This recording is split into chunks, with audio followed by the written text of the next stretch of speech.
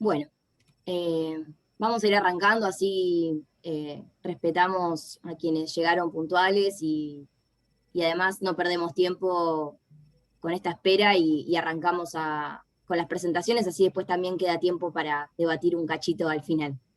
Eh, bueno, bienvenidos y bienvenidas. Eh, Les presento brevemente quiénes son los expositores de esta mesa. El primero es Julián Vilmes, va a presentar un trabajo que se titula Malvinas frente al Brexit y la disputa geopolítica mundial, amenazas y oportunidades para el reclamo argentino.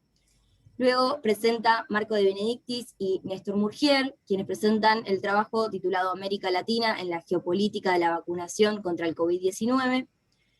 Luego, si ingresa, está Martín Toledo, quien presenta el trabajo Rotterdam, un puerto estratégico para el mundo.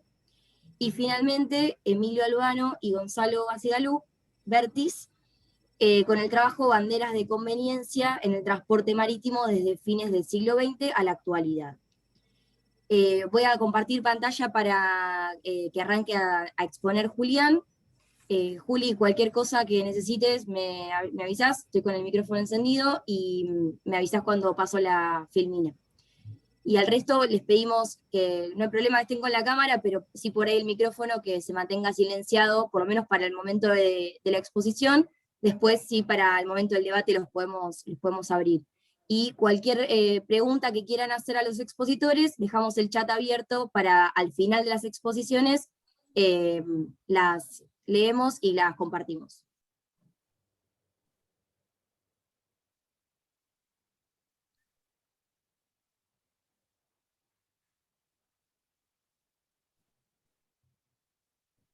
A ver, ahí va.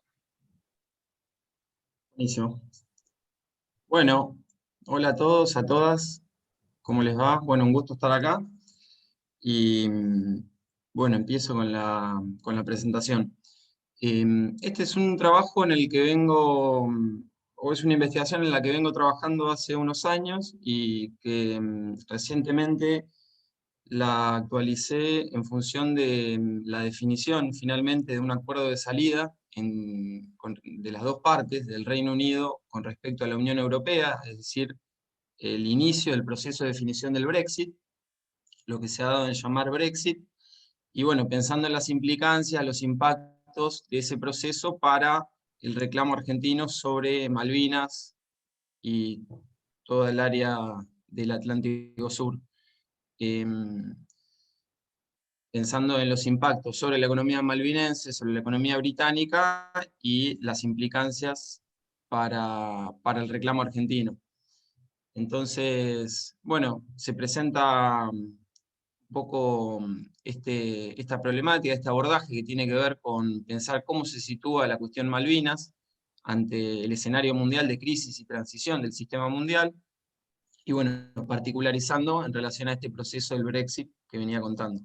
Entonces, asumiendo como, bueno, como venimos trabajando en el proyecto de investigación de la facultad y bueno, y del Departamento de Geografía sobre geopolítica del Atlántico Sur y el equipo de investigación sobre la cuestión Malvinas y otros espacios, partiendo de la gran relevancia geoestratégica que tiene toda esta región de la cual estamos hablando, del Atlántico Sur, en términos geopolíticos, económicos, militares, logísticos, etc. Bueno, es que ponemos la lupa en esta cuestión que estaba comentando. Y bueno, como para adelantar una idea que después se va a trabajar, lo que se plantea es que el Brexit puede implicar tanto una oportunidad como una amenaza para el reclamo argentino de soberanía, según cómo se lo afronte desde el lado argentino. Ya que, por ejemplo, lo que más se charlaba mediáticamente o en la agenda pública a raíz del acuerdo de salida de diciembre tenía que ver más que nada con el lado de la oportunidad, ya que los denominados territorios británicos de ultramar no fueron incluidos en ese acuerdo de salida. Sin embargo, como vamos a ver, hay también algunas amenazas a tener en cuenta, y bueno, la idea es presentar un poco ese panorama. Con respecto a la metodología, como se comenta ahí, se trabajó con un abordaje geopolítico, con una perspectiva situada desde el sur global, y un enfoque de sistema mundo o sistémico mundial. y se trabajó tanto con bibliografía especializada como con fuentes que tienen que ver con documentos oficiales del Reino Unido, de la Oficina del Commonwealth, del Gobierno de Malvinas, y bueno, también notas periodísticas, informes, indicadores socioeconómicos. ¿Pasás, Ludmila, por favor? Bueno, una de las ideas que se plantean es que a raíz del Brexit se puede observar un realineamiento geopolítico británico conducido por una fracción del bloque en el poder o por un bloque de poder dentro del Reino Unido que tiene que ver con un nacionalismo británico conservador, antiglobalista, de la misma manera que se podía observar un fenómeno similar en Estados Unidos con el trumpismo fundamentalmente. En el Reino Unido se dio un poco antes, con el fenómeno del Brexit. Hoy en día Boris Johnson es el político que más emblemáticamente ha conducido ese proceso. Y bueno, ahí se recupera este lema Tory, que quiere decir del Partido Conservador Británico, que es la idea de una Gran Bretaña global, o Global Britain, como le dicen ellos, y que está definido en sus propios documentos como un poder global que juega un papel de liderazgo en el escenario mundial. Y bueno, la idea o el análisis que se hace de este proceso es que este nacionalismo británico está buscando reconvertirse o efectuar un realineamiento geopolítico para conservar su estatus de jugador mundial. Y en ese sentido, ahí se presenta una cita de un discurso que dio el entonces secretario de Defensa británico entre 2017 y 2019, cuando la gobernante era Theresa May, la primera ministra, que frente a un tanque, una usina de pensamiento de defensa y seguridad internacional, comentaba un poco qué era lo que estaban buscando ellos, y explica esta idea del Gran Bretaña global. Entonces ahí presenta la visión geopolítica que tienen estas élites británicas, asumiendo que son la quinta mayor economía del planeta y que son una de las principales potencias bélicas. Entonces ahí presenta algunos datos: el quinto mayor presupuesto de defensa del mundo, segundo mayor exportador en materia de defensa del mundo. Y entonces presenta esto de que, o sea, esta visión expansionista, si se quiere, o bélica, militarista, para defender esta preeminencia geopolítica, y donde dicen que, bueno, que el Brexit es una oportunidad para esto. Fíjense que dice: debemos fortalecer nuestra presencia global, aumentar nuestra letalidad y aumentar nuestra masa.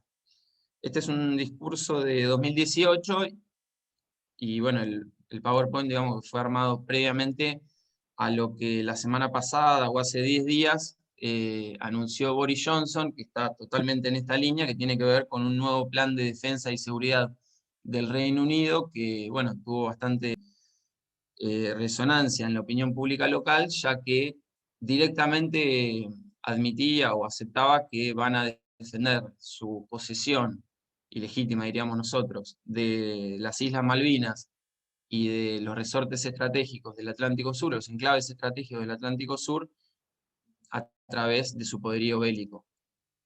El plan de defensa y seguridad que anunció Boris Johnson es el más importante en las últimas décadas del Reino Unido. Entonces, bueno, la hipótesis de trabajo con la que se lleva adelante esta investigación es esto que estaba contando, y que, bueno, a través de este viraje geopolítico buscan recuperar margen de maniobra estratégico o grados de soberanía, de acuerdo a la visión geopolítica que sustentan, y que tienen un doble enfrentamiento, tanto con el bloque que conduce la Unión Europea, de la cual están saliendo ese núcleo de conducción germano-francés, como con las fuerzas globalistas que tienen mucho peso, sobre todo en la City de Londres, nodo fundamental del capital financiero global. Y entonces, bueno, en este marco resulta fundamental avanzar en la proyección de poder sobre sus históricas áreas de influencia, como los territorios británicos de ultramar, como los denominan ellos, y el Commonwealth, como estaba comentando. Ludmila, ¿puedes pasar la diapositiva?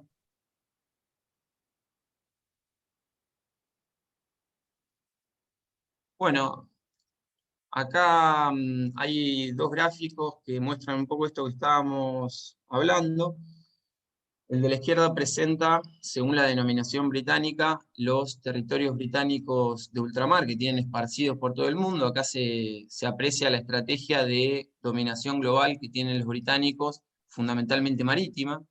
Fue la base fundamental para su hegemonía mundial en el siglo y medio, a lo largo del periodo de tiempo en el que fueron la potencia hegemónica dominante del sistema mundo moderno.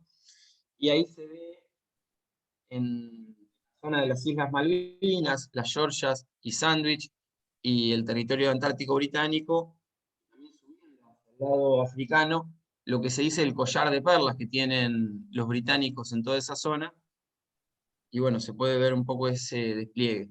Y a la derecha lo que se puede ver es la compleja urdimbre que conforma los vestigios del despliegue imperial colonial británico, y esta compleja urdimbre jurídica, política o institucional, ya que el Reino Unido, Gran Bretaña e Irlanda del Norte, que es el Estado, compone distintas naciones y a su vez tiene 3 dependencias de la corona,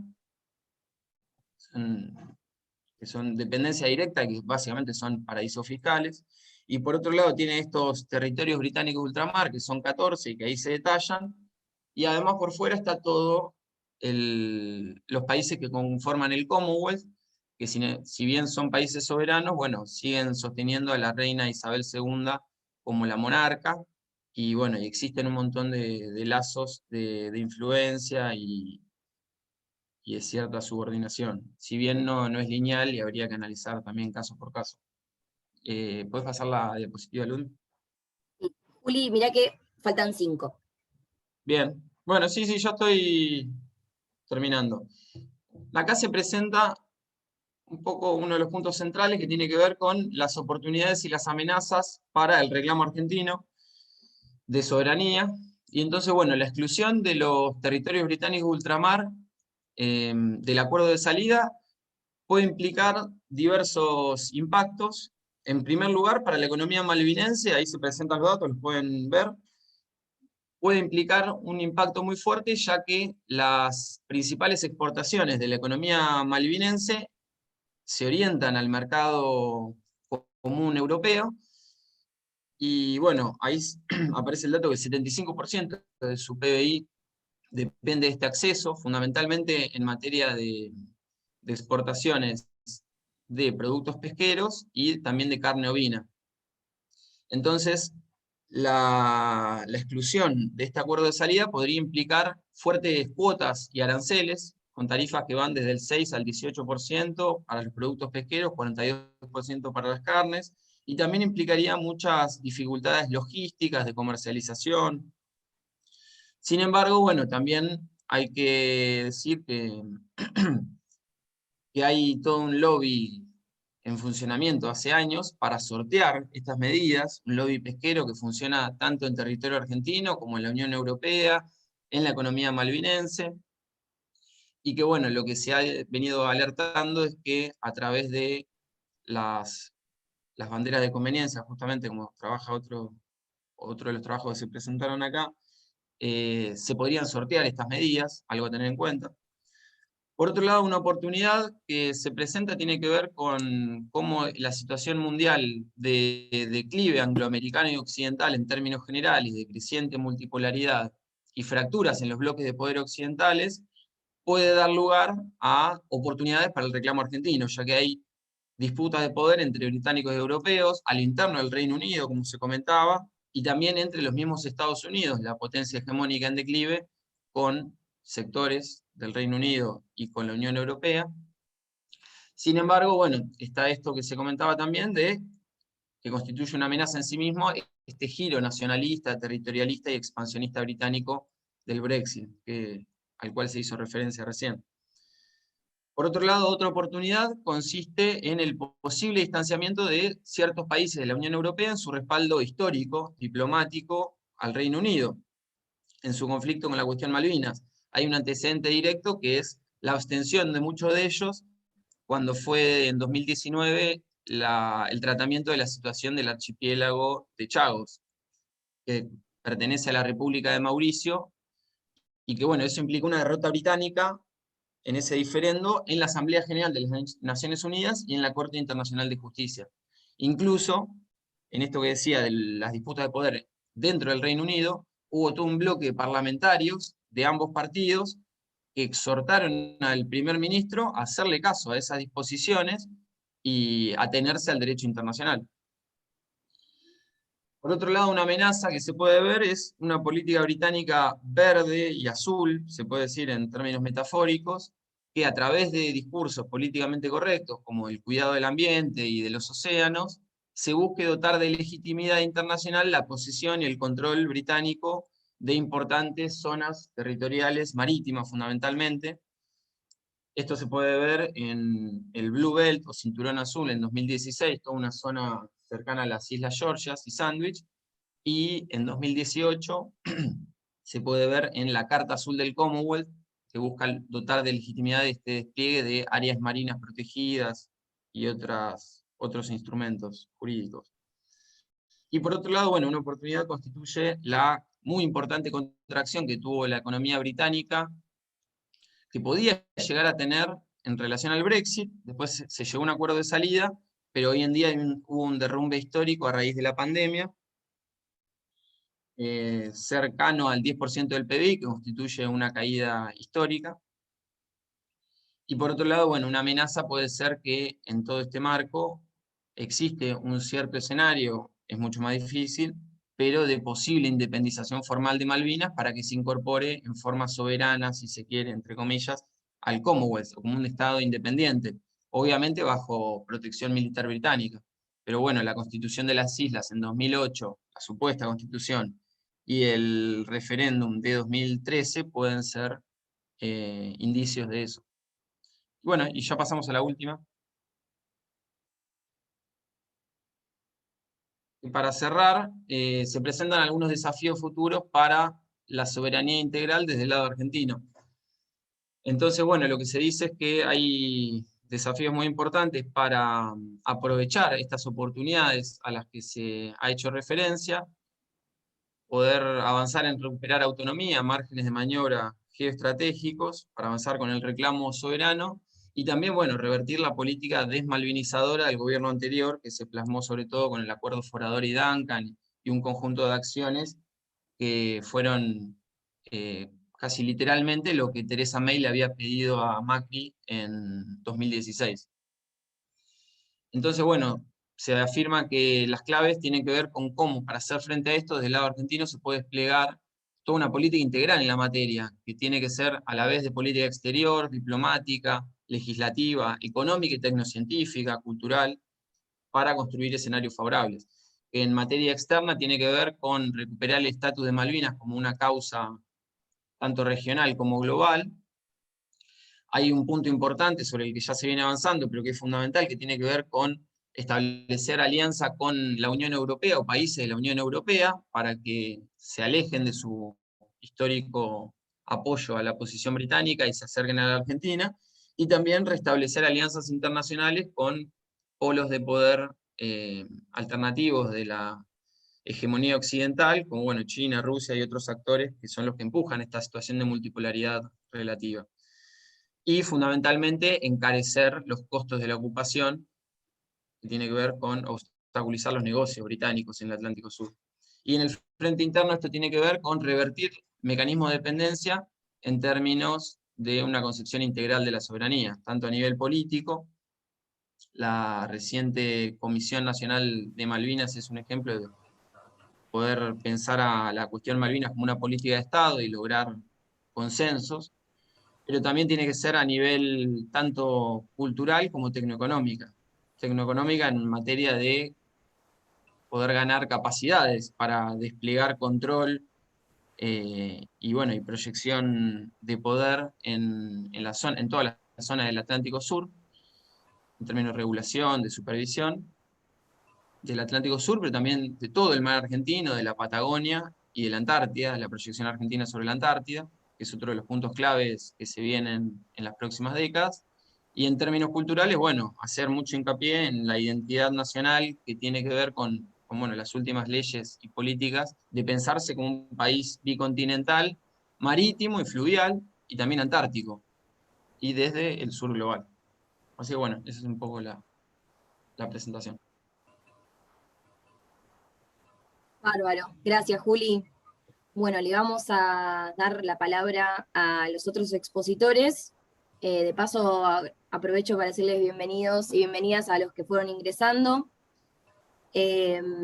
Voy a compartir el de Marco.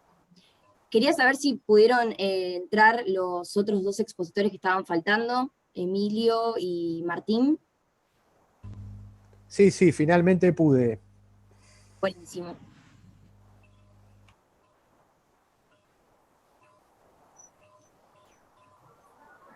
Bueno, les doy la palabra a Marco de Benedictis y a Néstor Murgier. Bueno, arranco yo. Buenos días a todos y a todas.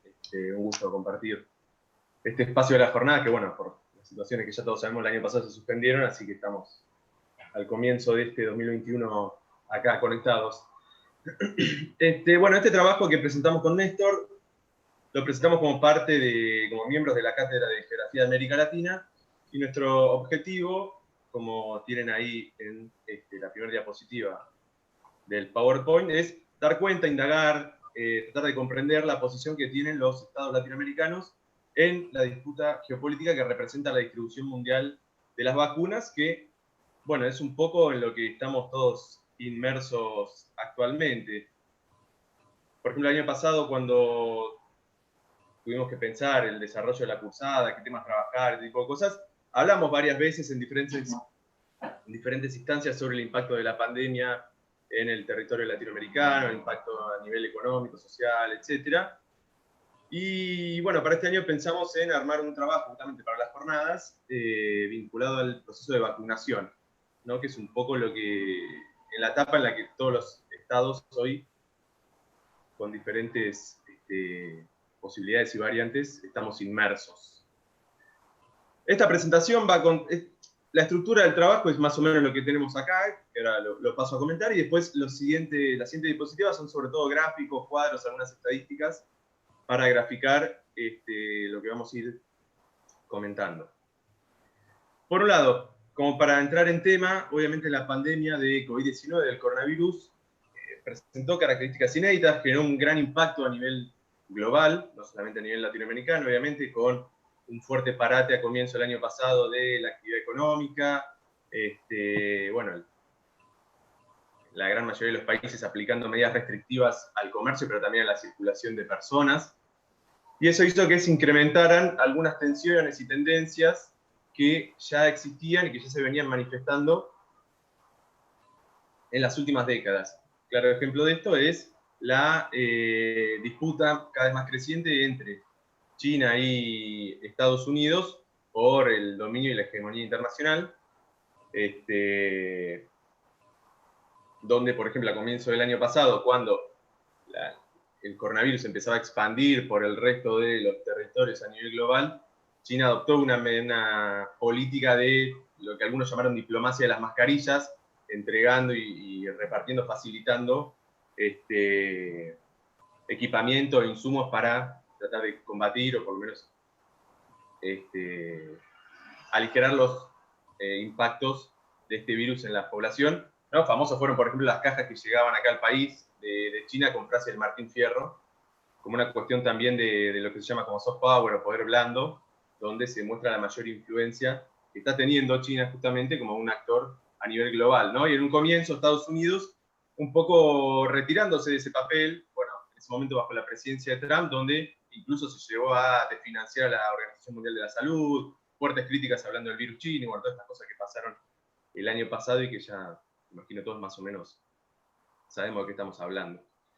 Y estas tensiones se dieron entonces, en primera medida, en la adquisición y la compra y la producción de estos equipamientos e insumos que decía recién el año pasado, y este año, fin de año pasado y este año, se evidencia también estas tensiones, estas inequidades, con el tema de las vacunas. ¿Sí? Para tener... Lo que hicimos con este trabajo también es tratar de utilizar datos lo más actualizados posible, y tenemos los datos más actuales que tenemos son del lunes, del 5 de abril, donde a nivel mundial, sobre una población de más de 7.700 millones de habitantes en todo el planeta, hay más de 130 millones de casos y casi 3 millones de fallecidos, ¿no? Como va a tener una dimensión de qué estamos hablando cuando hablamos de la pandemia del COVID-19. ¿En qué nos centramos en este trabajo? Por un lado, analizar el papel de las empresas farmacéuticas y biotecnológicas, que son quienes lideraron, en parte también con financiamiento estatal, la investigación y la producción, y ahora en parte la distribución también de las vacunas, ¿sí? Las vacunas que están aprobadas por lo menos a nivel mundial. En ese sentido, tomamos un texto de Santiago Juncal y de Sebastián Stulwak,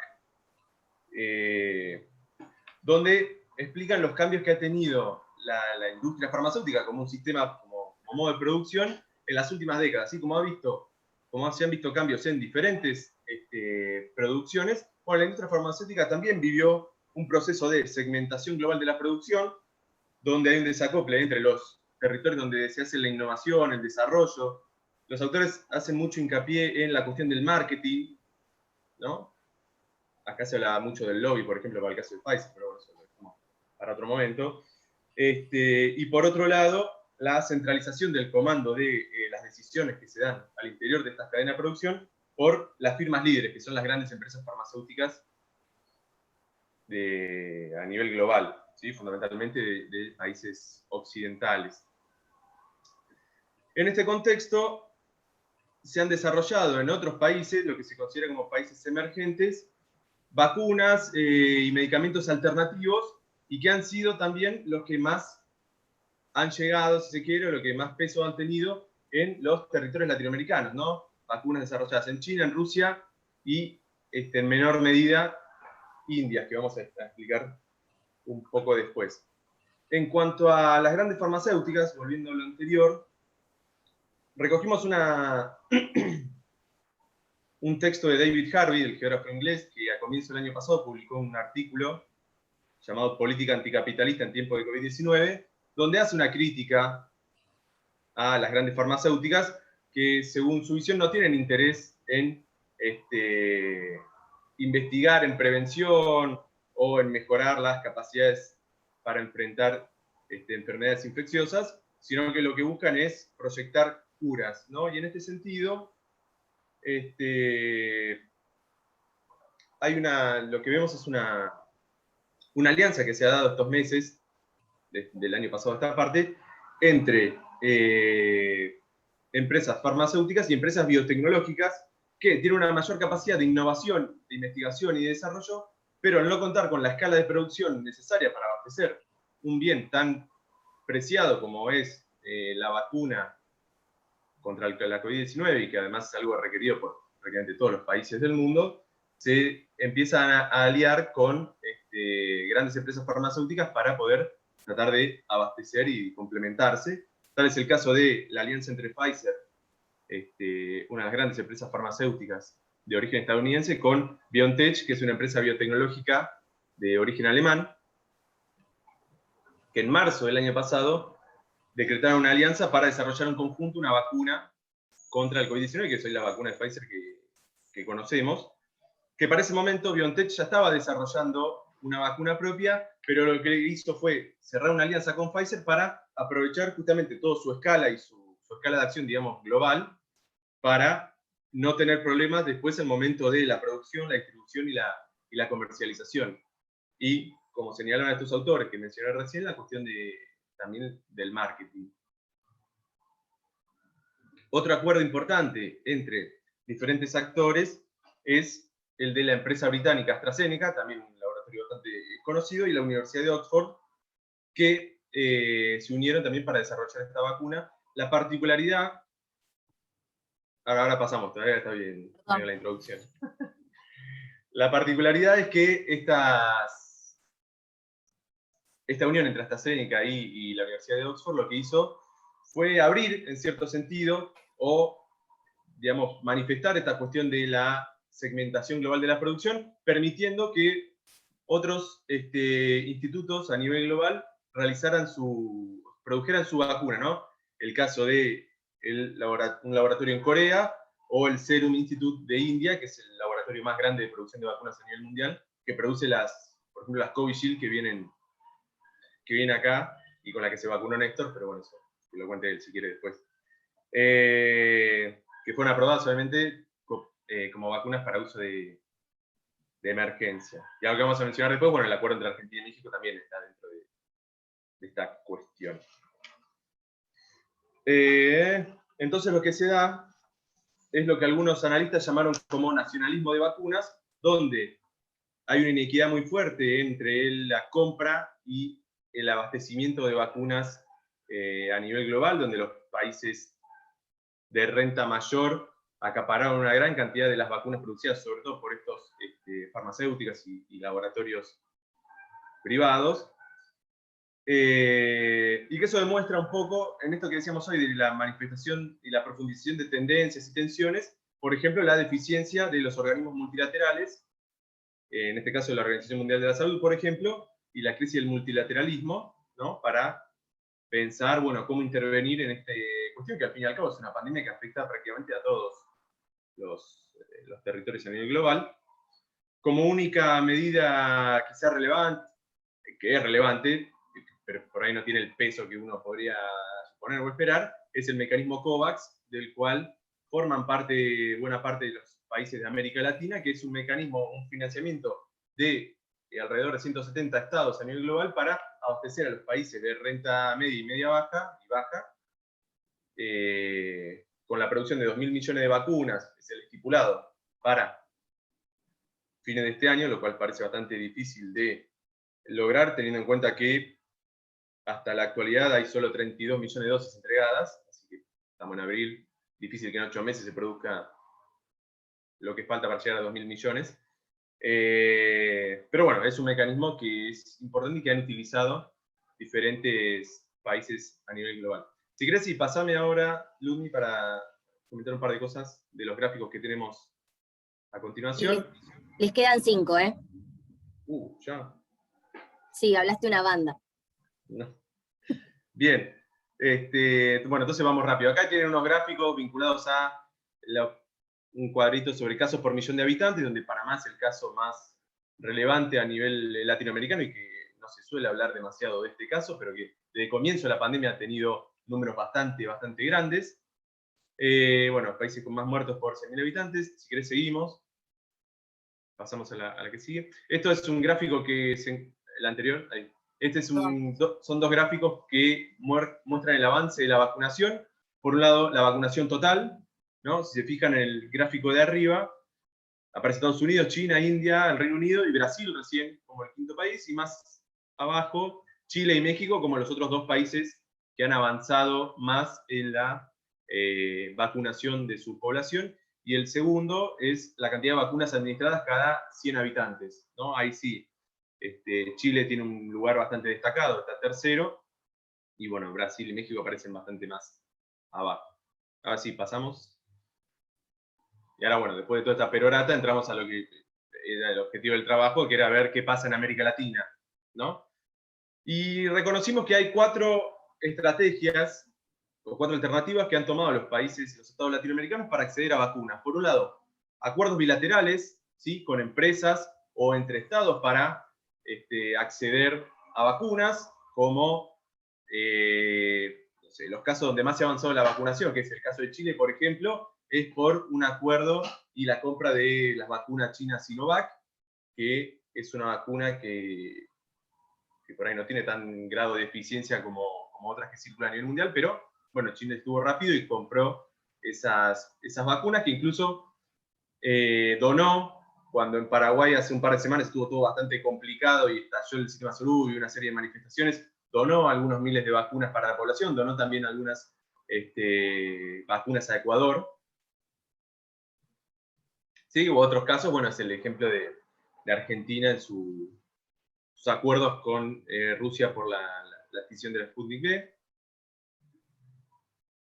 También estos acuerdos bilaterales pueden ser para producir vacunas. Un caso interesante es el caso del Instituto Butantan en Brasil, que está dentro del estado de San Pablo, que ya ha producido más de 20 millones de dosis de la vacuna china Sinovac y que anunció que va a desarrollar una vacuna propia, la Butanvac, pero bueno, todavía no tiene el permiso, la aprobación de los organismos reguladores oficiales nacionales del Estado Nacional para empezar con las pruebas en personas.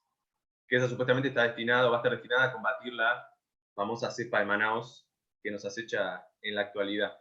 Es decir, que los diferentes acuerdos de cooperación entre diferentes territorios latinoamericanos se dieron por iniciativas particulares, digo, la alianza entre México y Argentina para coproducir la vacuna de AstraZeneca en estos territorios con 2 laboratorios, MabScience en Argentina y Liomont en México, es una iniciativa bastante particular, y esta cuestión de Chile donando vacunas a Paraguay y a Ecuador, también lo que muestra un poco algo que se ha venido viendo en los últimos 5 años por lo menos, que es la fragmentación y la desarticulación de los procesos de integración regional en América Latina.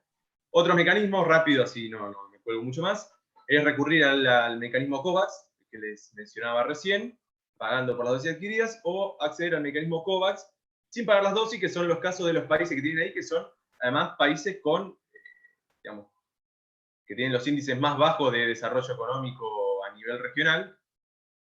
Así que, bueno. Y otra cuestión fundamental es el desarrollo de vacunas propias, que el único caso, digo, sacando este de Brasil, que todavía no está ni siquiera en fase de prueba, es el caso de Cuba, que es bastante interesante para pensarlo. El Instituto Estatal Finlay está desarrollando las vacunas. Hay varias en desarrollo, Soberana 1, Soberana 2, Soberana 3. Soberana 2 es la que está en fase 3 de pruebas, y que es la que incluso acá se ha dicho que se iba a empezar a charlar para ver si llegaba a algún acuerdo. Supuestamente en Cuba se anunció que iban a tener la capacidad para producir 100 millones de dosis como para vacunar a su población y repartir.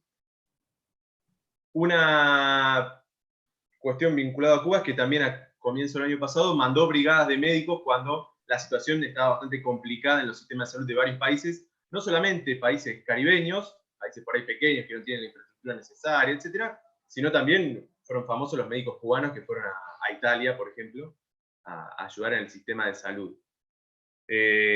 Pasamos al que sigue. Y habría que redondear porque ya estás en Sí, tiempo. ya estamos. Sí, para cerrar entonces, lo que tienen ahí, eso es un cuadrito, el cuadro que no se ve nada, pero bueno, es un cuadro de un texto que nosotros citamos de Saiz González, donde habla sobre el proceso de vacunación y está explicado más o menos cada país de América Latina qué vacuna está aprobada. Esto es a marzo, es decir, hace un mes atrás, pero bueno, no ha cambiado demasiado la cuestión. Y por qué mecanismo los adquirió. Fíjense que la gran mayoría son de COVAX o por compras particulares de AstraZeneca, de Sputnik V, Sinopharm, Sinovac, etc. Bueno, estadística de las dosis cada 100 habitantes. Y para cerrar, entonces, como algunas consideraciones finales, ¿no? Lo que vemos es que sigue primando una avidez por la ganancia, obviamente, de las grandes empresas farmacéuticas, que hay una deficiencia en cuanto a la gestión y a la articulación entre los diferentes estados. Que en los últimos días ha habido algunos casos de donaciones de vacunas. Por ejemplo, El Salvador ha recibido 150.000 dosis de la vacuna china Sinovac, y Joe Biden hace pocos días dijo que los excedentes de lo que le sobre después de vacunar a toda su población este verano los iba a repartir entre el resto del mundo, porque si el resto del mundo no está vacunado, nosotros como estadounidenses no estamos seguros, dijo él. No, entonces acá lo que nos planteamos es, bueno, América Latina como territorio, como zona periférica también del sistema mundo internacional, debe avanzar en consolidar ciertas alternativas existentes, o va a quedar a la espera de las dádivas de los poderosos, de las grandes farmacéuticas o de los grandes centros de poder, como es este caso de Estados Unidos. Y con esto creo que ya está. No sé después si Néstor querrá comentar algún otro momento. Y eso, no importa. Ay, perdón. No importa, era un gráfico sobre COVAX y cómo se repartió en los diferentes estados de América Latina, pero lo pueden buscar por internet. Está bien, gracias. Bueno, le damos la palabra a Emilio y a Gonzalo. Fíjense si pueden compartir. Ahí está.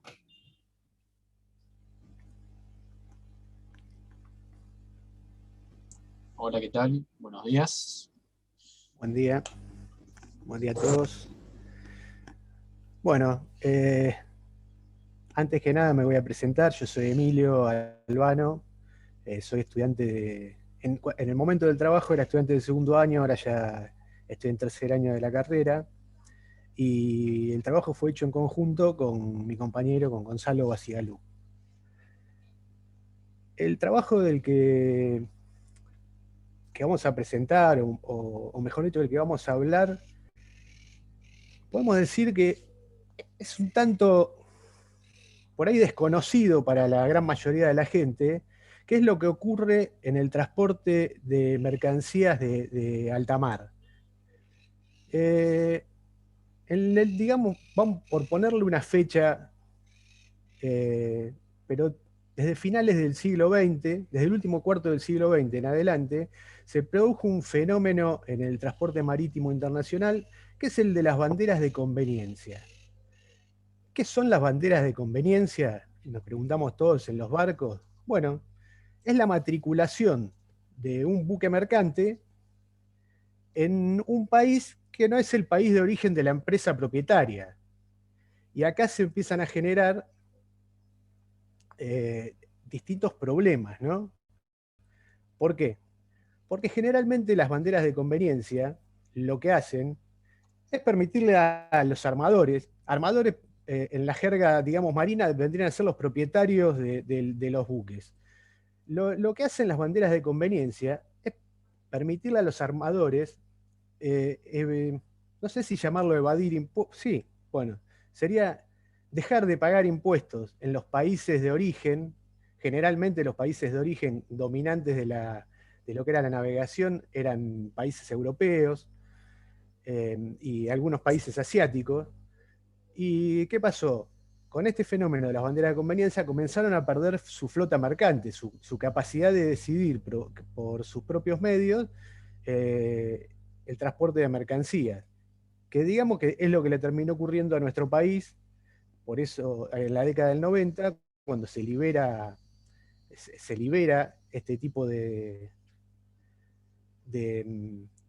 de mercado en nuestro país, que estaba regulado por prefectura, y bueno, y se les permite a los armadores argentinos adoptar la bandera que ellos crean conveniente.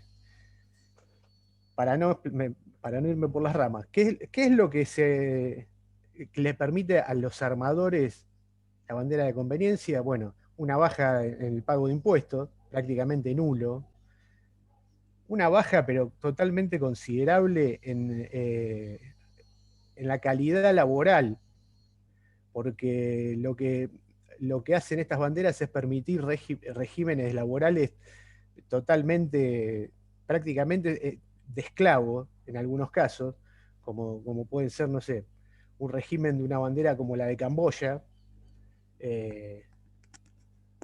o una bandera como la liberiana.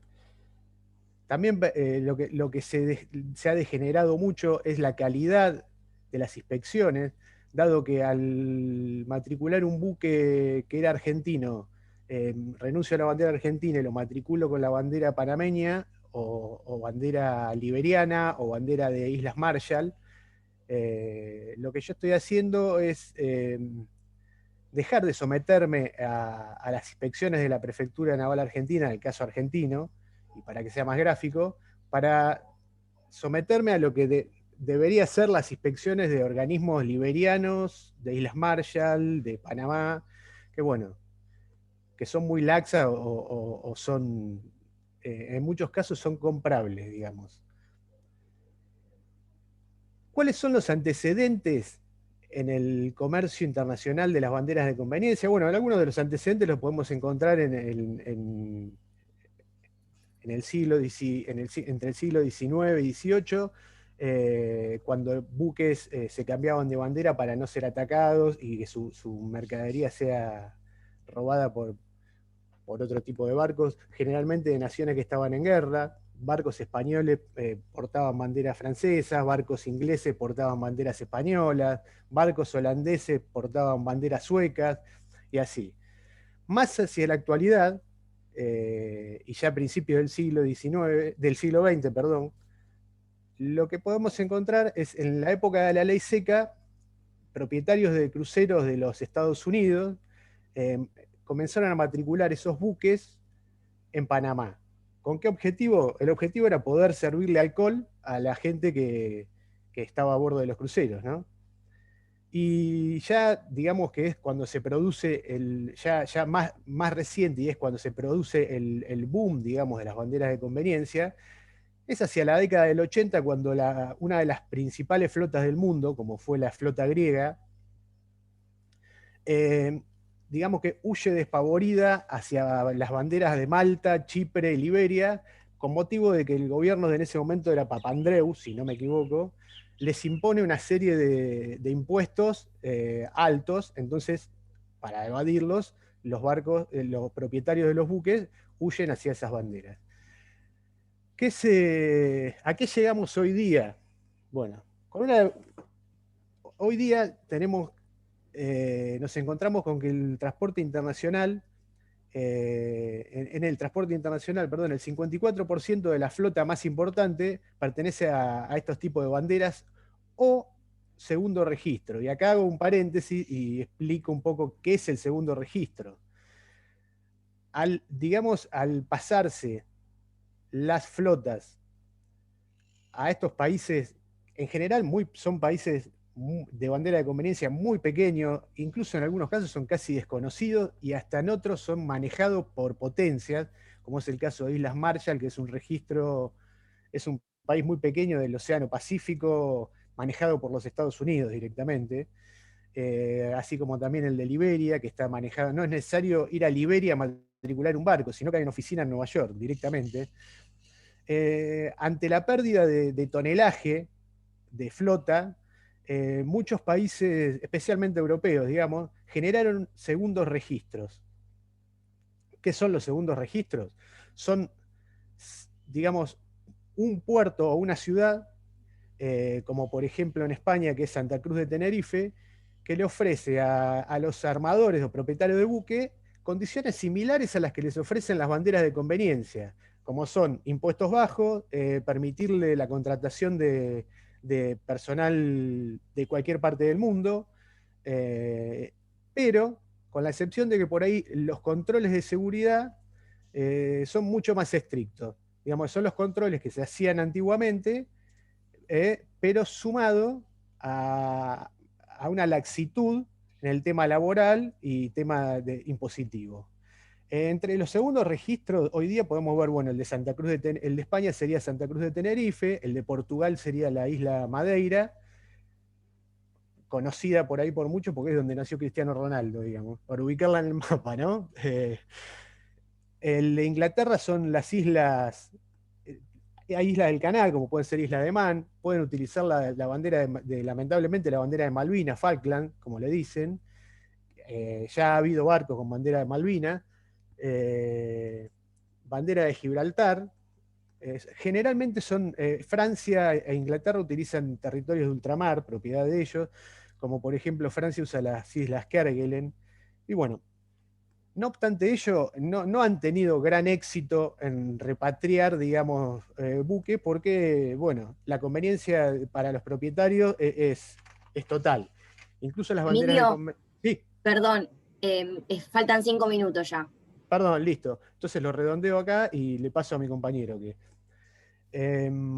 Bueno, lo que se ha llegado con el tema de banderas de conveniencia es a una evasión total por parte de los armadores de impuestos, por lo tanto son pérdidas de divisa que le ingresan a los países propietarios de la flota. Y por otro lado también se ha degradado el trabajo a bordo, dado que la mayor parte de las tripulaciones hoy día son filipinas, hindúes, de Birmania, de Bangladesh, que son poblaciones con muchas necesidades y aceptan cualquier tipo de trabajo.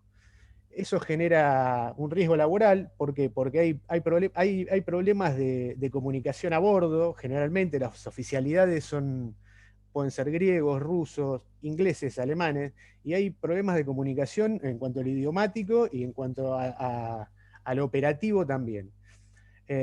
Así que bueno, para redondear, quiero decir que como un antecedente, un ejemplo de lo que lo que pasó, se han detectado barcos, por ejemplo, con bandera camboyana, haciendo tráfico de personas, tráfico de drogas y tráfico de armas, así como también buques con bandera de Mongolia, que son utilizados por Corea del Norte para hacer su comercio internacional, dado el bloqueo que tienen.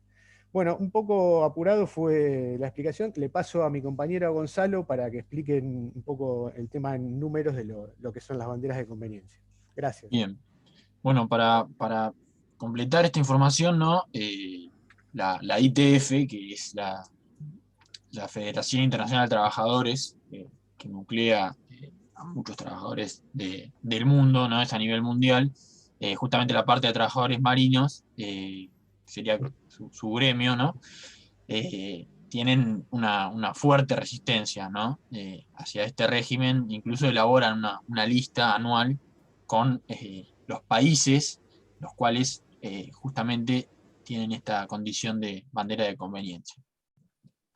Bueno, para aclarar así lo cortito, la investigación nosotros nos planteamos como problema cuál era el verdadero sentido por el que se llevaba a cabo esta práctica, ¿no? Nuestra hipótesis era que, como bien dijo Emilio, la intención era que los navíos, los poseedores de navíos, ¿no? aumenten la tasa de ganancia, al tener que pagar menos tasa de impuesto al país que ellos ponían como bandera en el buque, tenían que pagar menos, entonces tienen más ganancia.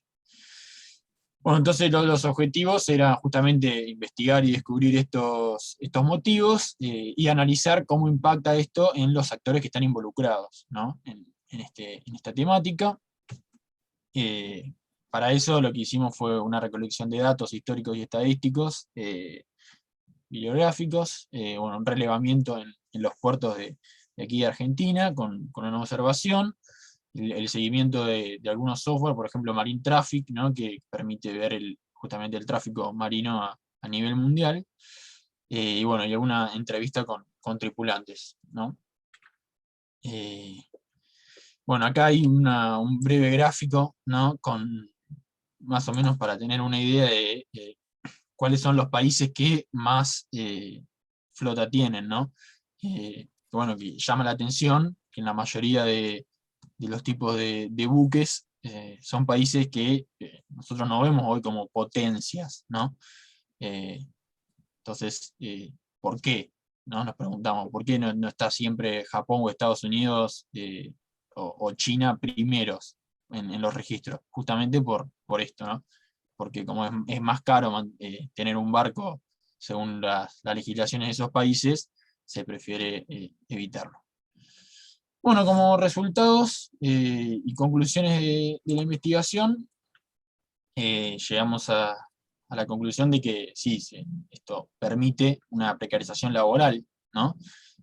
A bordo, como decía Emilio, se contrata ahora mano de obra barata, que al no tener sueldos regulados por estas legislaciones, se va hacia los países que más necesidades tienen justamente y que aceptan estos salarios menores a los salarios que están estipulados justamente por la Federación de Trabajadores y las legislaciones vigentes en los países que sí tienen controles. Bueno, la aparición de estos países, incluso algunos que no tienen salida al mar. Vos preguntás cómo puede haber buques o barcos de países que no tengan salida al mar. Bueno, justamente porque ahí está el negocio, ¿no? Países que viven de estas rentas, no viven, no es que sea la actividad primordial, pero les deja un dinero las rentas, que si bien son más bajas que en los países que sí está bien regulado, pero cuanta mayor cantidad, el número aumenta, ¿no? Y bueno, para finalizar, lo que pudimos ir descubriendo, ¿no? con Emilio a partir de esta investigación fue que sigue una lógica que no es algo que pasa por casualidad, de alguna manera, sino que responde a la lógica de las políticas neoliberales, que son el paradigma dominante, de alguna manera, el mundo, ¿no? Entonces, siguiendo la lógica de mayores ganancias, ahorrando la mayor cantidad de costos, así es como se maneja este inconveniente.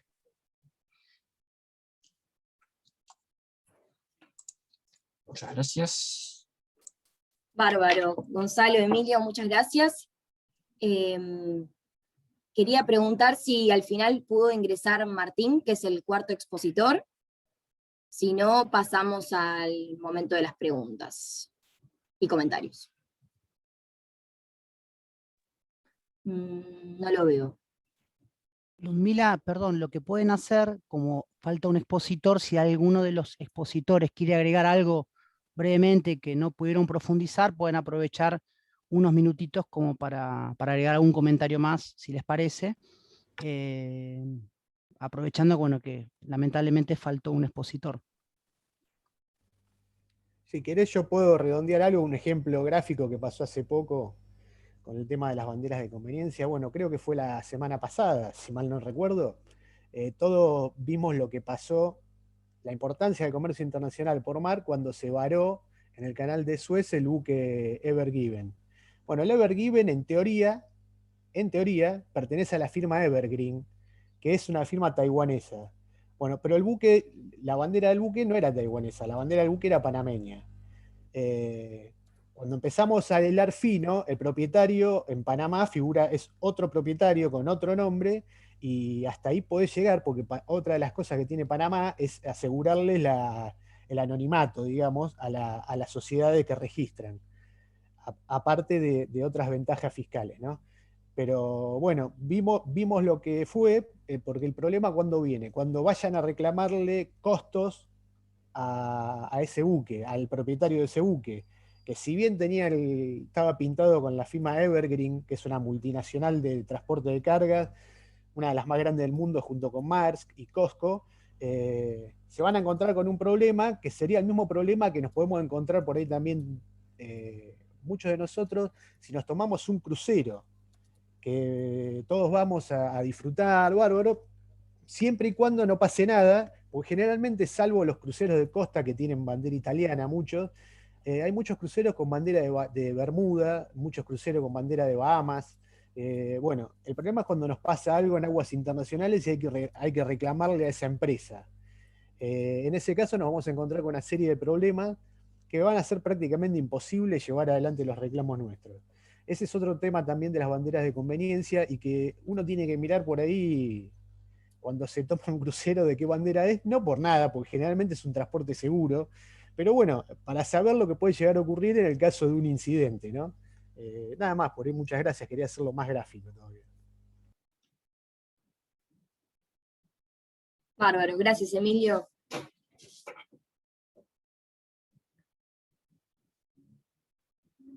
Bueno, acá hace una pregunta, Julián dale. Vilmes. Si saben qué medidas se barajan o podían tomar de nuestro país para combatir este fenómeno, pensando en recuperar la marina mercante, industrial, naval y política, pesquera nacional. Y si con el vencimiento de la concesión de la hidrovía del Paraná y ciertos puertos en este año se puede combatir este fenómeno. Muchas gracias, Julián, por la pregunta. ¿Querés que contesto yo, Gonza? Dale, si no yo completo después. Dale. Dale. Sí, mirá, acá creo que fue en el año 1994 que se libera el tema del uso de banderas de conveniencia. ¿Qué pasaba? Se les permitía a los barcos, pasado un determinado tiempo, volver a portar la bandera argentina. ¿Qué es lo que ocurre cuando asume Néstor Kirchner? Muchos lo hicieron y muchos no. La realidad que yo creo que es más una decisión política que va a haber que tomar en cuanto a tener o no flota mercante, como en su momento fue la flota de Elma,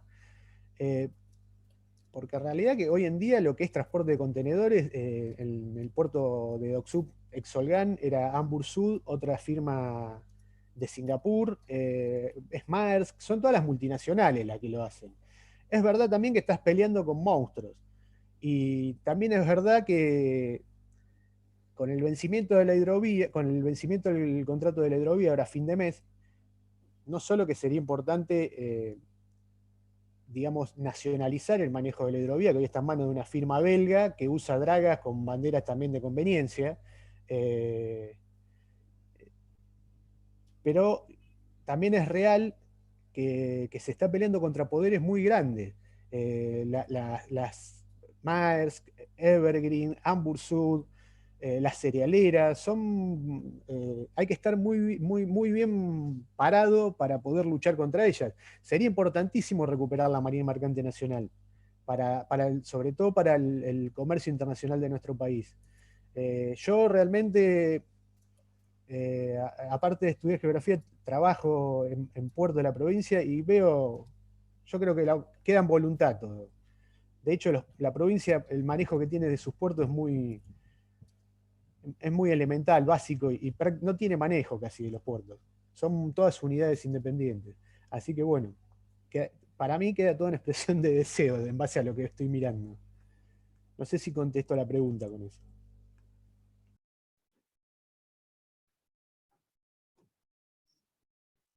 Buenísimo. Gonza, no sé si querés sumar algo más o si no pasamos a otra pregunta que está acá en el chat. No, está bien, pasen a la siguiente. Bárbaro. Bueno, hay una pregunta para Julián que dice, ¿cuáles son las acciones políticas concretas que puede llevar a cabo el gobierno argentino frente al Brexit que representan una oportunidad?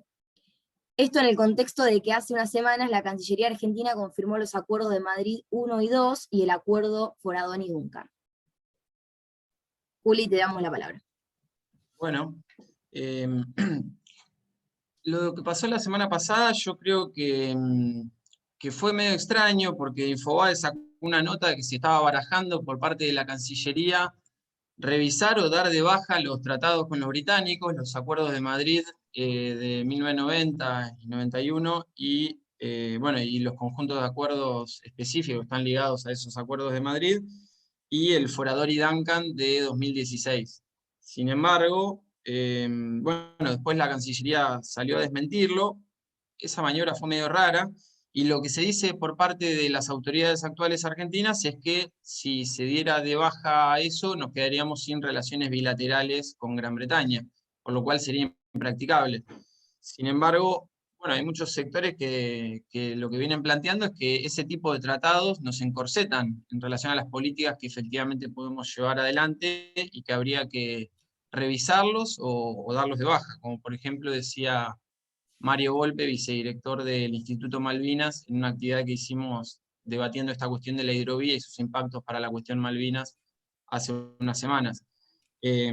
A mí lo que se me escapa, porque no lo conozco con profundidad, tiene que ver con la cuestión jurídica y esto que argumenta la Cancillería, pero yo lo que sí creo es que sí se puede iniciar una campaña fuerte para cuestionar la legitimidad de esos tratados, porque constituye efectivamente uno de los nudos de nuestra dependencia, la subordinación que nos implicaron los acuerdos de Madrid y bueno, el Forador y Duncan siguiendo en esa línea en términos de indefensión nacional, lo que estaban comentando recién los compañeros de el desguace de nuestro despliegue marítimo y fluvial con la desaparición de ELMA, Empresa de Líneas Marítimas Argentinas, está en el marco de eso, también la entrega de nuestras capacidades en términos de defensa y en términos marítimos y fluviales. Entonces yo considero que eso es, recuperar esos puntos, hay que ver cómo, es fundamental. Y por otro lado, uno de los puntos que se vienen mencionando para hacer frente al Brexit tiene que ver con pensar los dos planos de las acciones diplomáticas. Algunas las comentaban esto de recuperar o avanzar en acuerdos con países europeos para dificultarle la situación en lo diplomático al Reino Unido crecientemente, pero la otra tiene que ver fundamentalmente con aumentar los costos de la ocupación.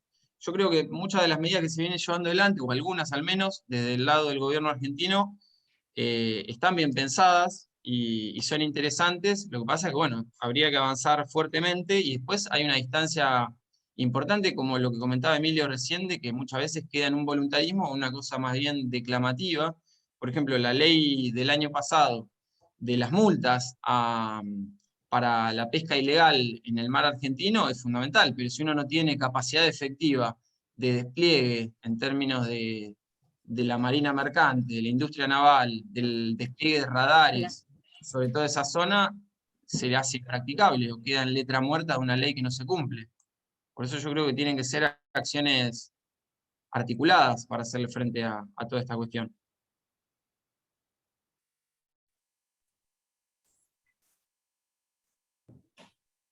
Bárbaro, Juli, gracias. Bueno, tenés que responder nuevamente. Te preguntan, en la actualidad, con el contexto de la pandemia, ¿cómo se está llevando el Brexit para Gran Bretaña? Bueno, en el marco de la pandemia es que se terminó de avanzar con el acuerdo de salida en diciembre. Los últimos días de diciembre del año pasado se llegó a este acuerdo de salida.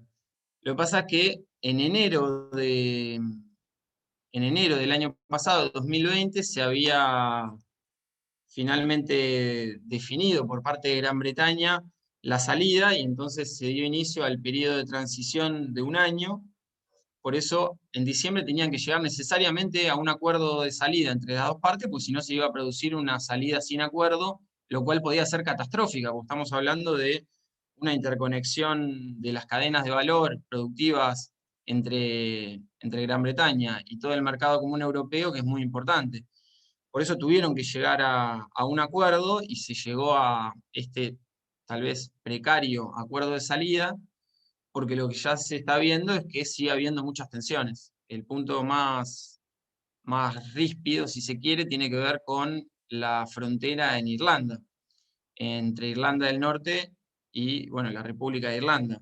Y este viene siendo uno de los puntos críticos que sigue generando controversia y bueno, las partes se denuncian mutuamente. Países europeos denunciaban que el Reino Unido no está cumpliendo con ese acuerdo de salida en torno a Irlanda. Algunos dicen que puede ser una cuestión, sí, también meramente declamativa o formal, pero que no se está cumpliendo. Por eso, bueno, como estamos en el medio de los acontecimientos, también es una cuestión muy dinámica.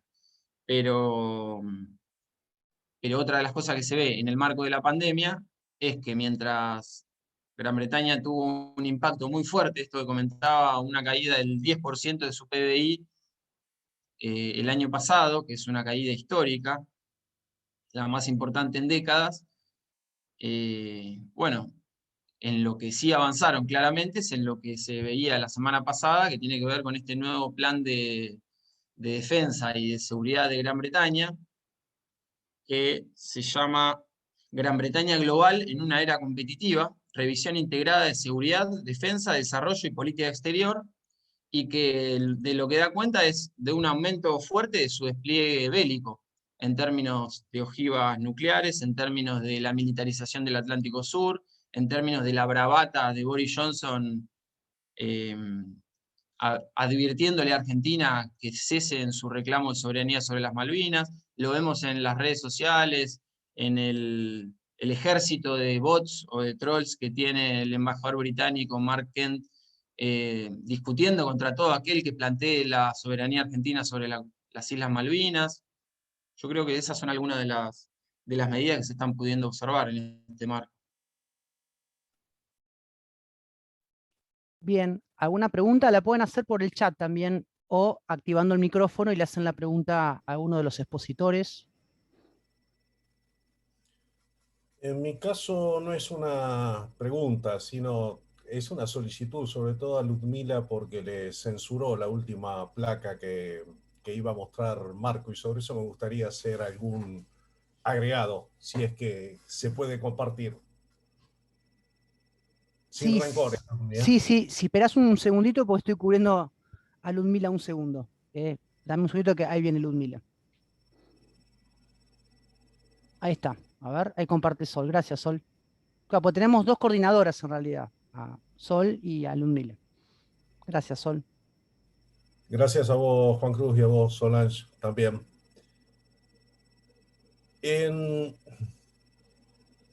Dos cuestiones que quería mencionar, porque esta última era uno de los temas a los cuales hizo referencia Marco, como una de las alternativas para países de América Latina, que es el mecanismo de la Organización Mundial de la Salud, llamado COVAX, en la cual, como él bien mencionó, hay dos maneras de entrar. Una es para países que pagan por anticipado las vacunas que desean adquirir y aquellos que en el fondo son subsidiados porque no están en condiciones de hacerlo. Dentro de lo que es la lentitud del organismo, además por el tema de la propia presión de alguna de las farmacéuticas. Ustedes acá ven, por una parte, está que hasta la fecha, y esta es información de esta semana, como ven, es del 2 de abril, llegaron a América Latina poco menos de 2.600.000 dosis. Es decir, por este mecanismo de la OMS, llegaron a América Latina menos dosis que las que llegaron de Sputnik únicamente a Argentina. Por otra parte, las cantidades en muchos casos son mínimas.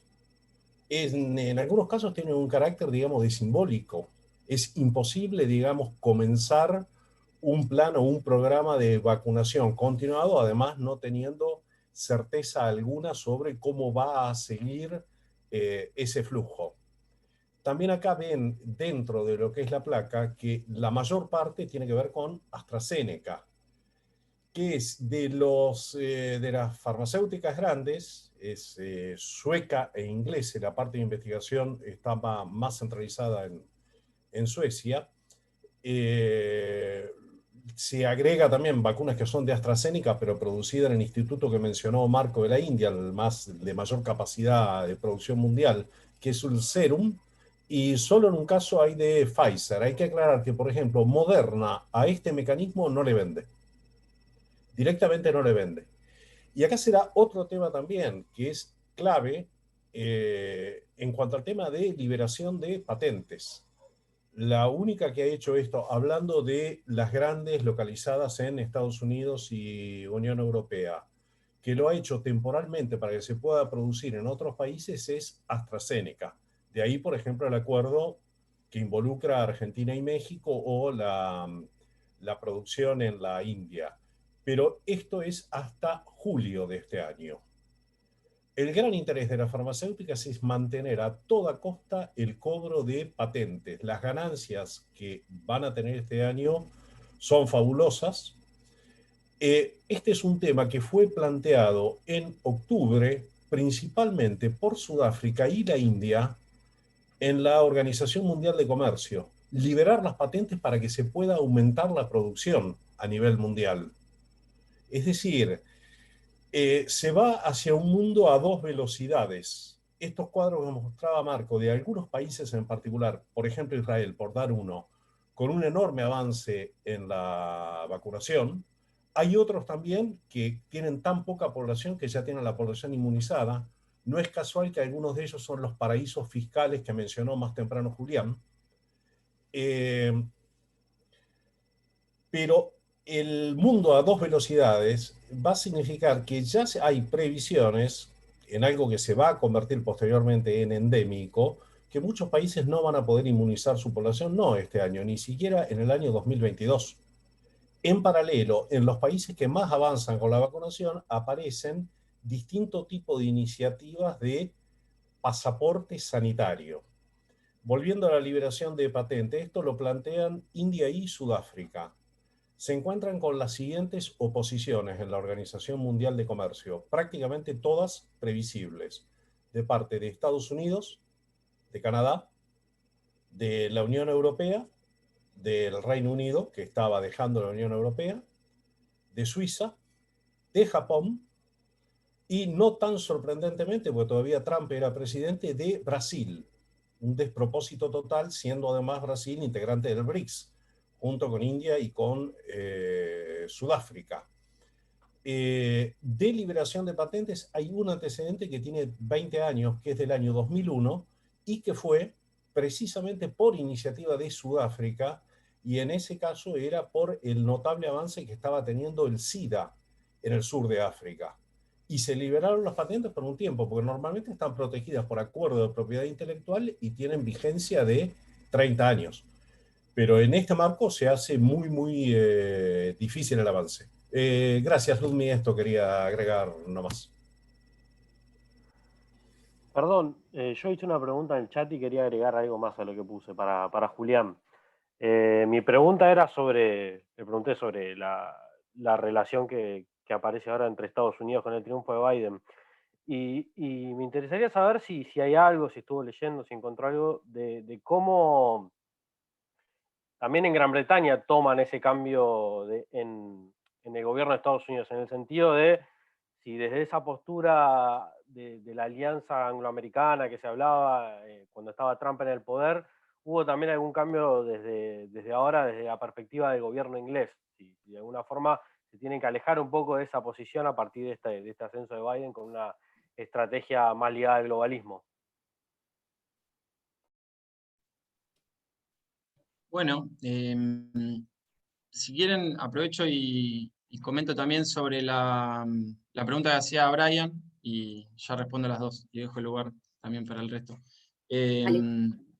Pero sí, es interesante la pregunta que hace Damián, porque hasta la victoria de Biden, lo que se venía viendo era un acercamiento importante entre las dos partes de la alianza anglosajona que conduce la hegemonía mundial de hace varias décadas, con las tratativas para avanzar en un acuerdo de libre comercio bilateral en un momento en que estaban conducidos por proyectos políticos nacionalistas, antiglobalistas, con características muy parecidas, con Trump y Boris Johnson.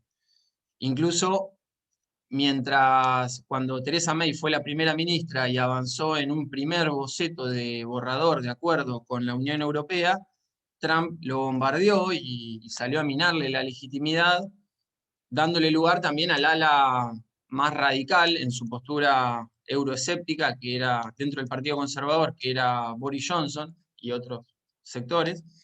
Sin embargo, bueno, con la llegada de Biden se amenazó al Reino Unido con que tenía que cambiar alguna de esas directivas y pasar de esa postura unilateral, trumpista o johnsoniana, por un mayor respeto de la normativa o las reglas de juego más multilaterales.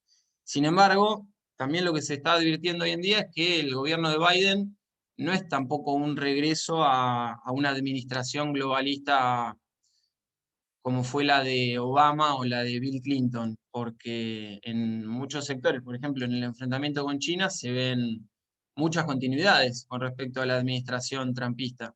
Entonces, tampoco está claro hasta qué punto es una vuelta clara hacia una política exterior o internacional de corte globalista, parecida a la que Biden integró cuando fue el vicepresidente Obama, o es una especie de continuidad con ciertos cambios de lo que hizo Trump en su enfrentamiento fuerte con China, y lo que pasa que con mayor grado al menos de voluntad de incorporación subordinada de la Unión Europea y de otros socios de su dominio mundial en esa política contra China.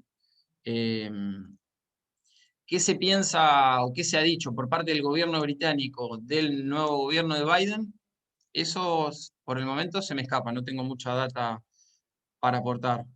Y con respecto a la pregunta que hacía Brian, perdón, claro, Brian Marco Fibra, de si el Reino Unido podía volver a la Asociación Europea de Libre Cambio, que fue fundada en 1960, impulsada por el mismo Reino Unido, la cual había abandonado cuando se integró a la Unión Europea. Yo diría que hay muchos escenarios abiertos, incluso desde 2016 se está hablando de que se puede pensar un Brexit a la Suiza, un Brexit a la Noruega, un Brexit a la australiana, se habló después, en relación a los distintos tipos de relaciones que se podía tener, o que podía tener un tercer país, como le dicen en los documentos, con respecto a la Unión Europea. Lo que se me escapa es en lo finito qué grado de posibilidad hay para cada una de estas situaciones o de estos escenarios. Seguí esas negociaciones más fino en 2016-2017. Después me concentré más en la cuestión Malvinas. Pero bueno, digamos que esos escenarios están abiertos y que los negociadores y los tanques de pensamiento que construyen opinión y que presentan información y documentos sobre estas situaciones vienen hablando y barajando de esas posibilidades y de estas distintas opciones, pero lo que no podría afirmar es cuántas chances hay de que se vuelva a esa situación o bueno, se avance en una nueva forma de relación.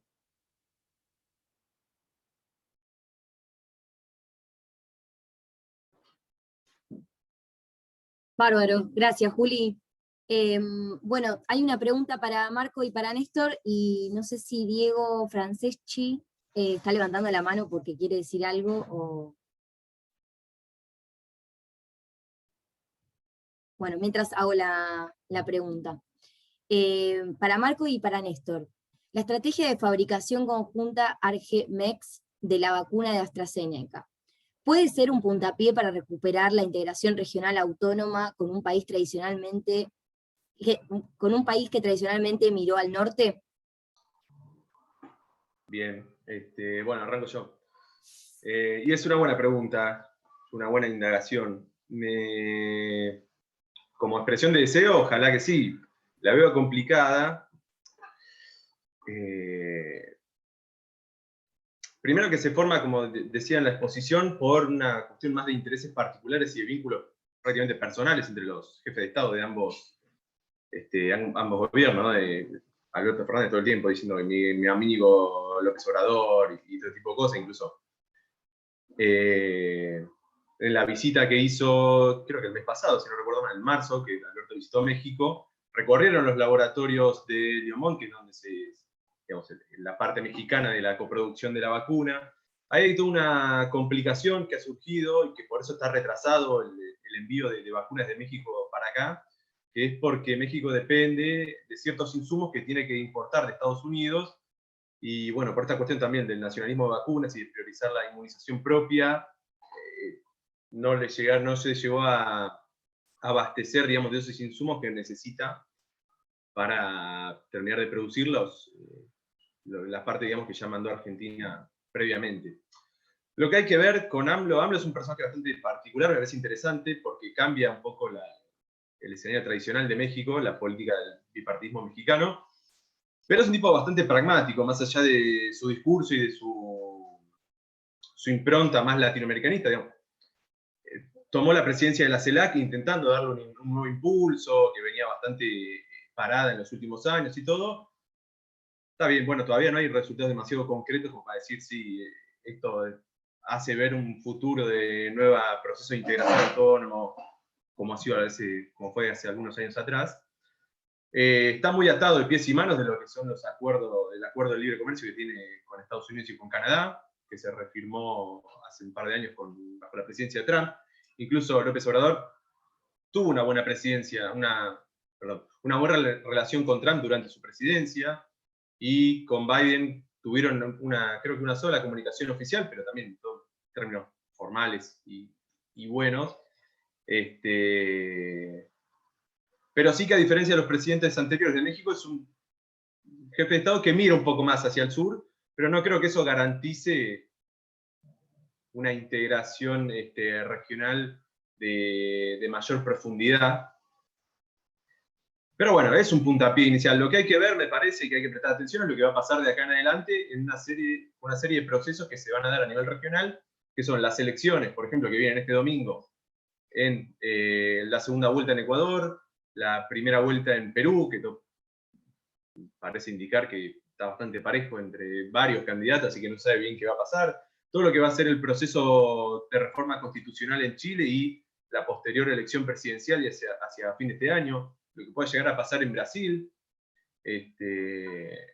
cualquier proceso de integración regional a nivel latinoamericano, no sé, me parece impracticable si no está la figura de Brasil muy presente como el país más relevante en cuanto a recursos, economía, empresas translatinas, como se dice, ese tipo de cosas. Así que me parece que es un campo abierto que puede llegar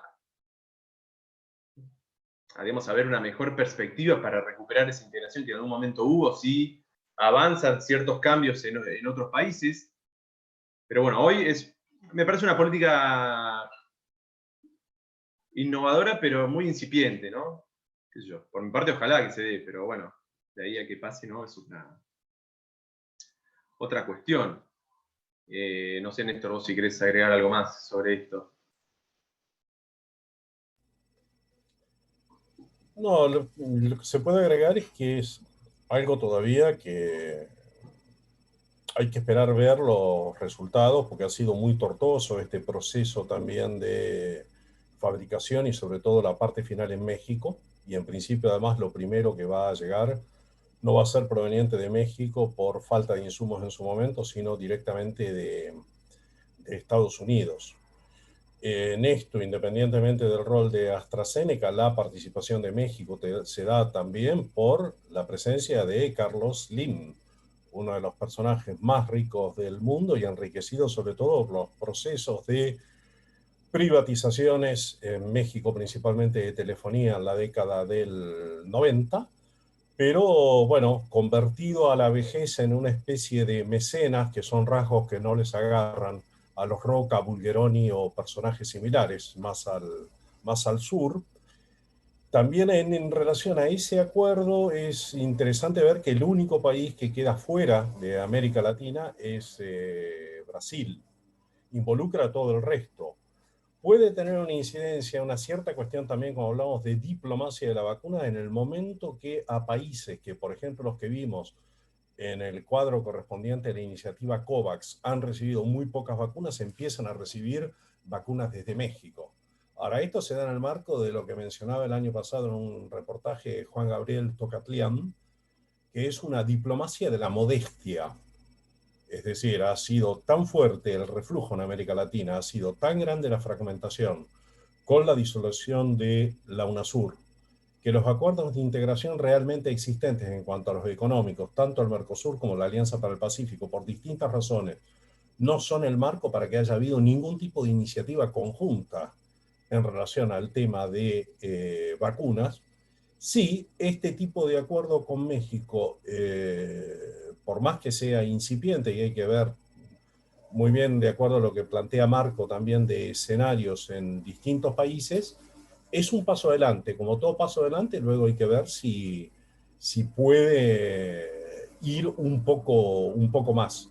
El único ámbito abierto en ese sentido es la CELAC, pero coincido con Marco que la presidencia pro tempore que está teniendo México hasta ahora no ha habido señales fuertes, ni mucho menos. Hasta ahí.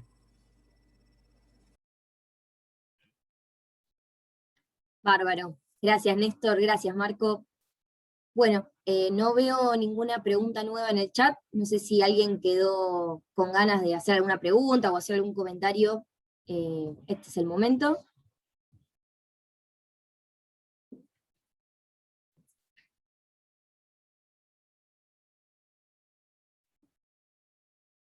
Bueno, dado que estamos todos en silencio, no sé qué les parece si hacemos entonces el cierre de la mesa.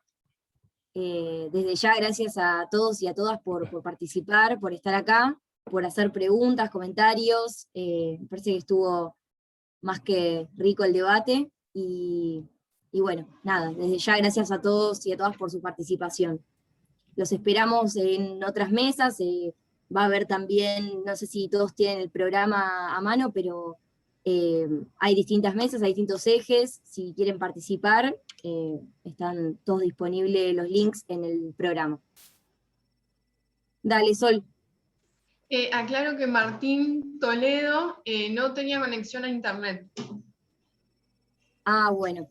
Sí, lo estuvimos esperando y estuve también preguntando varias veces si había llegado a aparecer y no lo encontramos. Así que bueno, bárbaro. No tenía internet. Ludmila, ¿me dejas agregar algo? Obvio. No, también como cierre, y bueno, en este pedido a Ludmila prácticamente le chapeo como director de departamento. Pero voy a lo siguiente. Esto, como lo hacíamos todos los años, es siempre una cuestión conjunta del Centro de Investigaciones Geográficas, cuyo director es Luis Adrián, y del Departamento de Geografía. El año pasado no pudimos hacerlo, fue imposible.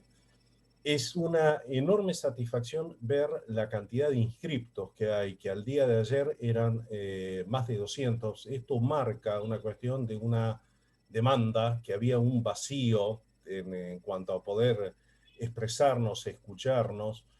Y después, por otro lado, en medio de esta situación tan difícil y sobre todo agravada en estos últimos días, ahí me da la sensación de un aire fresco en cuanto a decir, desde marzo del año pasado y estando en abril, la primera vez que podemos salir del tema de estar exclusivamente pensando en la marcha de las clases, de cuánto se cuelga o no se cuelga el campus, que todavía también son atroces, y de cómo programar las mesas de examen, es decir, de poder volver a cuestiones que nos identificaban, en las que nos encontramos, y que también, bueno, hacer un paralelo con el tema de Argentina-México, que sea el puntapié como para seguir programando cosas, volver a hablar sobre el plan de estudios, tantas cosas que nos quedaron pendientes.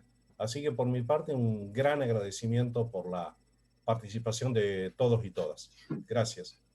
Ludmi, yo quería comentar por el caso de Martín Toledo, Sol, que nos escriba a los coordinadores del Eje 4 y tratamos de incorporarlo en las mesas de mañana, ¿sí? Para que no pierda la posibilidad, si bien temáticamente por ahí va a haber un desfasaje, la idea que pueda exponerlo, que me escriba a mi correo y coordinamos de invitarlo a la mesa de mañana a la mañana o a la tarde.